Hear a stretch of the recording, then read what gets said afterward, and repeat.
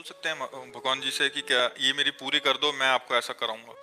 वैसे हमें लगता है भगवान से ऐसा नहीं बोलना चाहिए। भगवान बहुत बड़े दाता हैं, बहुत बड़े मालिक हैं, और हम उनके बच्चे हैं। तो अपने पिता से कैसे मांगा जाता है? क्या ये कि पिता से ऐसे मांगा जाता है कि तुमको 10 लड्डू पवा देंगे, हमें 10 रुपया दे दो? पिता से तो ऐसे मांगा जाता है कि 100 रुपये की जरूरत है, दो। वो नहीं देंगे, नहीं देना पड़ेगा। हम किससे जाएं, कहाँ जाएं? आप हमारे पिता हो। ऐसे ही भगवान से मांगना चाहिए कि प्रभु ये समस्या है, इसका समाधान कीजिए। अब उचित हो, जैसा मंगल भवन है आप कीजिए। अब ये जो हम लोग अज्ञानवश कहते हैं कि तुम्हें 500 रुपया के भोग, लड्डू के भोग लगा देंगे तो काम करो, तो हमें लगता है ये सही नहीं है। 500 रुपया का भोग लगा दो, बड़ी बात है, लेकिन ये बात कहना कि देखो, अब आपसे कहें जैसे कि आप अमुक काम कर दो, आपको 100 रुपया देंगे, ऐसे ही काम तो हुआ ना भगवान के लिए कि आप अमुक काम कर दो, हम 500 को लड्डू पवा देंगे। मतलब भगवान को नौकर समझा है क्या? आप ये किसके लिए कहा जाता है? तो एक नौकरी हुई ना, तो भगवान के लिए क्या ये उचित है ऐसा कहना?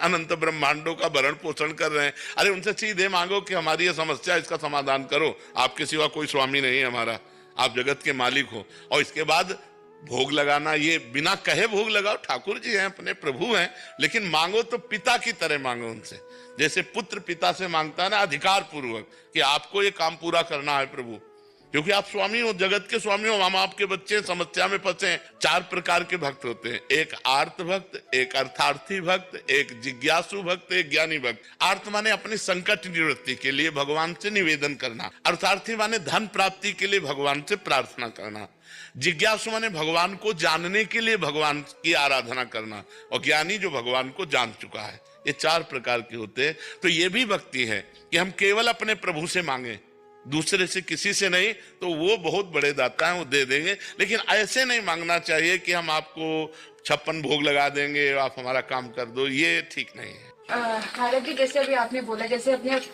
फादर से, अपने पिताजी से हम कह सकते हैं कि क्लास में फर्स्ट आएंगे, ये दिलवा दो।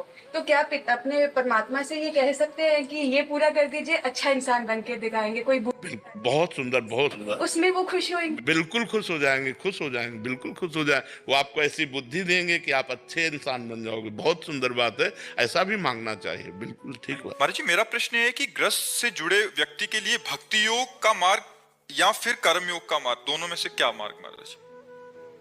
कर्म योग भक्ति परायणता से युक्त हो, ऐसा मार्ग चयन करना चाहिए। जैसे हम किसी के पति हैं, किसी के पुत्र हैं, किसी के भाई हैं। एक परिवार में हमारे बहुत से धर्म हैं जिन कर्तव्य कर्मों का निर्वाह करना है। फिर हम समाज में, हमारा एक व्यक्तित्व है, हम किसान हैं, व्यापारी हैं, नौकरी पेशा वाले हैं, या कोई अधिकारी हैं, या कोई नेता है। हमारा एक समाज में व्यक्तित्व है समाज सेवा का। अब हमको इन सारे धर्मों का निर्वाह करते हुए भगवान की प्राप्ति करनी है, क्योंकि मनुष्य जीवन का लक्ष्य भगवान की प्राप्ति है। तो अब हमारा कर्म योग जो विस्तार को प्राप्त हो रहा है, योग तभी होगा जब भगवान से चित्त जुड़ा होगा। नहीं केवल कर्म होगा, योग नहीं बनेगा। योग कहते हैं तेषाम, भगवान के वचनों से, तेषाम सतत युक्ता नाम भजताम प्रीति पूर्वकम ददामि बुद्धि योगम तम येन माम उपयांति ते।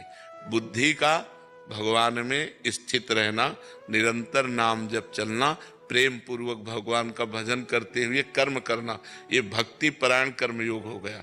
हर कर्म को भगवान को समर्पित कर देना।